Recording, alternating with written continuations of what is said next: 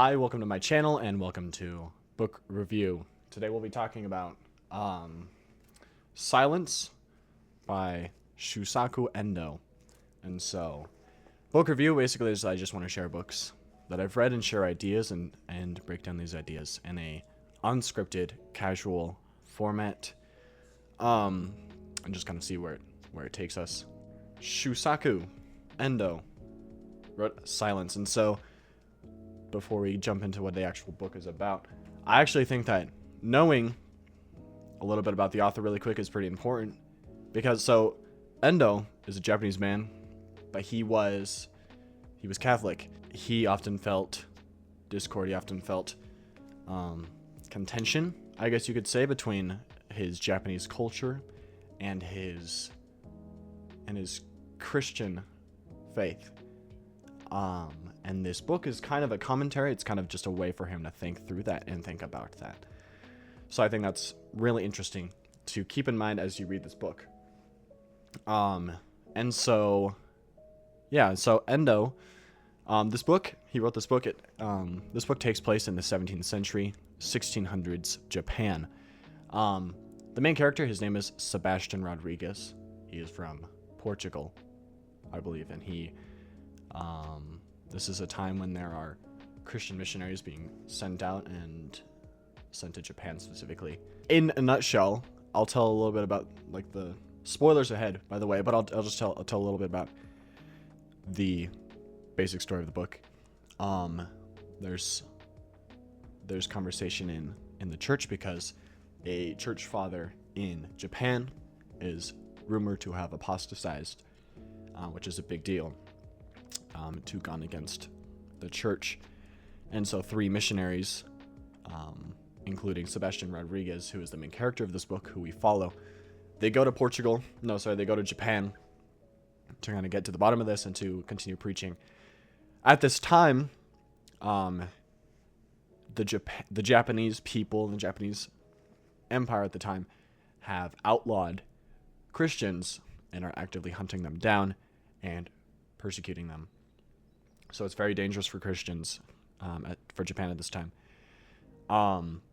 Sebastian and two missionaries go from Portugal. They go to Macau. I believe one of the missionaries gets sick, does not make it past Macau.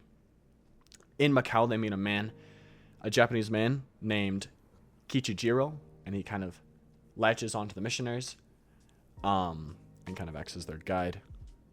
He is important later, and so they go to Japan. The two remaining missionaries, including Sebastian and Kichijiro, sail to Japan from Macau, and they find a village of Christians. And again, it's outlawed, and so they spend a lot of time indoors. They spend a lot of time in hiding. Sebastian gets word that there is a neighboring village a ways off, and he leaves his friend in that village, and he goes to find this neighboring village. I'm trying to remember the order of things. The village he left, where he left his friend, I believe is they're caught. The Christians are caught and persecuted.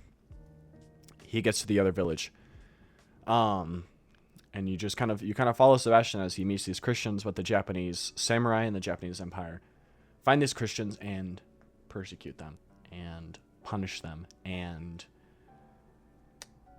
try to make them apostatize. And basically making them apostatize is a big win for the Japanese samurai, the Japanese Empire. Sebastian has to witness these Christians being punished, tortured. There's a part in the book where Japanese Christians are tied to posts in the water, and kind of as the water comes up, it almost waterboards them.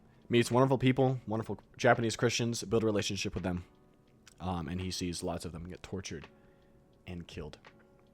At one point, he is reunited with the friend that he left in the first village, who goes out to swim. He swims out to go save other Christians who are being tortured, and he drowns. So Sebastian is very alone. That character, Kichijiro, that they met in Macau, he's Christian, and he kind of acts as a Judas archetype. And he is very weak. And there's a lot of, throughout this whole book, there's a lot of parallels between Sebastian, Jesus Christ, and especially the last couple days of Christ's life. In the end, Kichijiro betrays Sebastian, selling him in. Sebastian is captured, and he is taken to a specific area, and there he actually meets the church father who he had been coming to find. Turns out he had apostatized, and kind of the Japanese, their last final and kind of mean trick is to use that church father to get Sebastian to apostatize. And so that is the story in a nutshell. I know that it was rushed, and so I want to talk about the message of the book and why it's so important. And I believe that this book is a book that every Christian should read. And there's so many different themes here.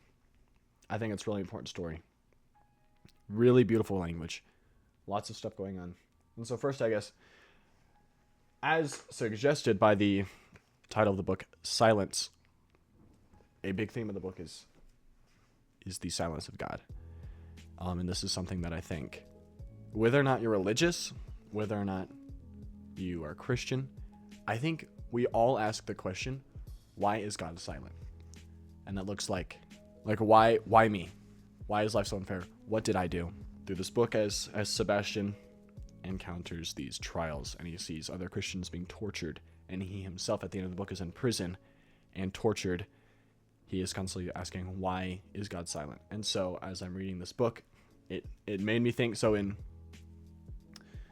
during World War II, there was, and actually, as I looked into this, I honestly couldn't confirm whether or not this was real, but I think it's an interesting thought, and for the sake of argument, we'll just consider this as a thing that actually happened. During World War II,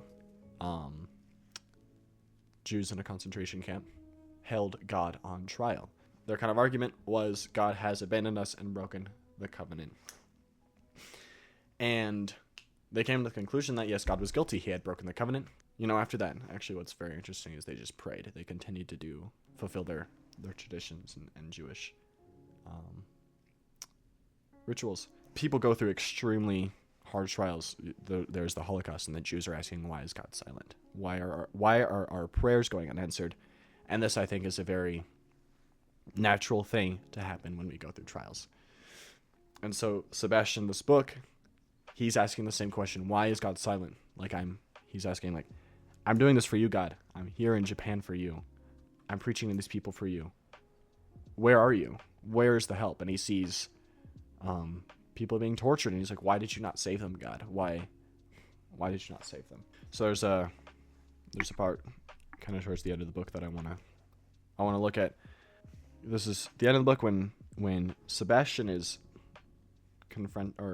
being confronted by their church father who had apostatized. At this point, he's given a Japanese name, so we'll use the Japanese name, which is Sawano. Sawano and Sebastian are talking. Sebastian thinks, stop, Lord. It is now that you should break the silence. You must not remain silent. Prove you are justice, that you are goodness, that you are love. You must say something to show the world that you are the August One.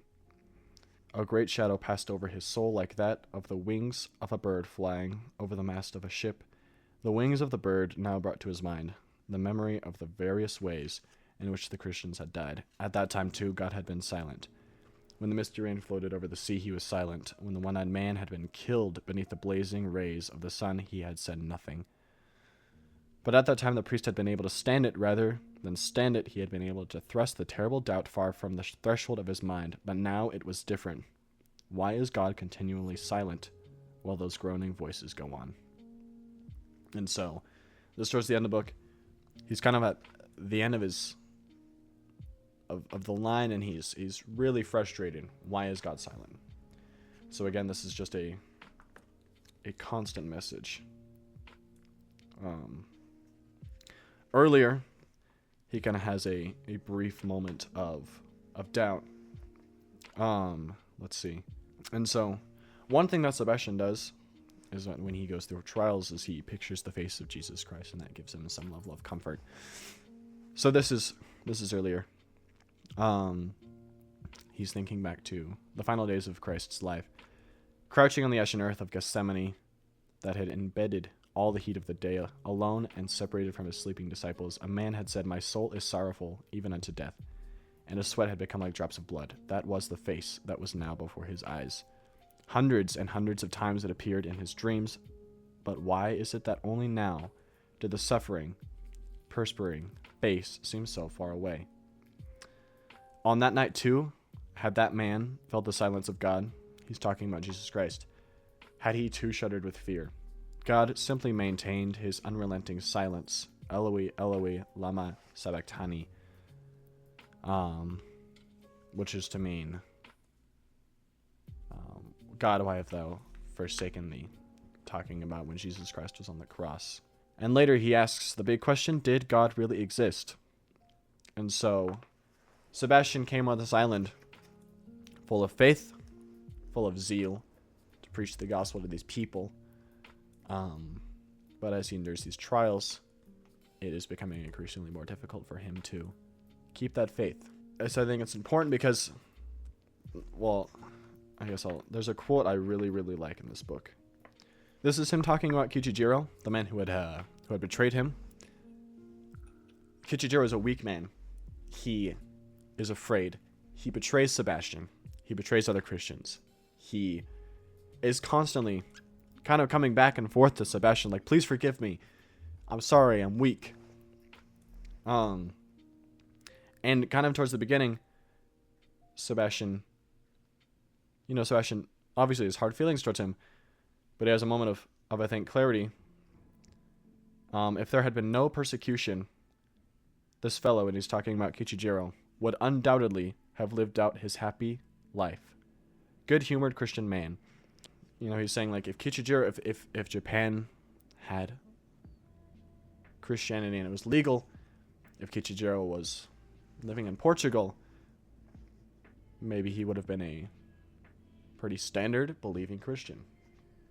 But there is this persecution, and I think this is an important message because, you know, believers of any faith can think they are on that straight and narrow. They can think they are believing and doing and practicing the best they can. But the circumstances of their environment and their life can significantly determine and put that discipleship to the test. And so I think Kichijiro is an archetype of that. Like, Kichijiro could be any one of us. He could be me, and he could be you. And just because he's living in a time and a place where Christianity is outlawed, he is taking on this mantle of a coward. Later on, when the Japanese are trying to get these Christians to apostatize, they put what's called a fumie. I don't know if I'm saying that right. A fumie. I think it's Japanese. And basically, it is a bronze, wooden kind of plaque, usually with a divine image on it. Usually it's Jesus Christ or the Holy Mother Mary. Sebastian is eye to eye with the fumie. He's looking down at it. Solano is trying to get him to step on it and to apostatize. It's at this point that Sebastian finally hears the voice of God, the voice of Jesus Christ. And it says, "Trample," said those compassionate eyes. "Trample. Your foot suffers in pain. It must suffer like all the feet that have stepped on this plaque. But that pain alone is enough. I understand your pain and your suffering. It is for that reason I am here." And Sebastian says, "Lord, I resented your silence. I was not silent. I suffered beside you. But you told Judas to go away, saying, 'What thou dost do quickly.' What happened to Judas? I did not say that. Just as I told you to step on the plaque, so I told Judas to do what he was going to do. For Judas was in anguish, as you are now." Following that, he steps on the fumie. And it says, "He had lowered his foot on to the plaque, sticky with dirt and blood. His 5 toes had pressed upon the face of one he loved. Yet he could not understand the tremendous rush of joy that overcame him in that moment. And later he says, "Even now I am the priest in this land, but our Lord was not silent. Even if he had been silent, my life until this day would have spoken of him." I think that's beautiful. I think the parallels between that and the final days of Christ's life are awe-inspiring, are incredible. It shows a representation of a form of discipleship and kind of what Jesus Christ is supposed to be for a believer, and how he laid down his life not so that we can worry ourselves with never being perfect, not so that we can feel so bad every time we make a mistake, but in fact Jesus Christ is there because we will make mistakes, and because we are nothing without his grace. And so Christ is saying, no, this I love you, this is why I did this for you, for all people to step on me, to use me, so that you can become clean. So that is kind of all I guess I want to talk about for this book right now. If you enjoyed, check out my other videos. I will be doing these book reviews every once in a while. We will be reading Animal Farm by George Orwell next time. So it's a little bit shorter book. If you guys want to read it alongside me, and then we can talk about it together, I guess. And if you have any other thoughts, drop it in the comments. I'd love to hear what you think. This book is incredible. I suggest you read it, and I'd love to hear what you guys think about it too. Thank you so much for watching. Have a good day.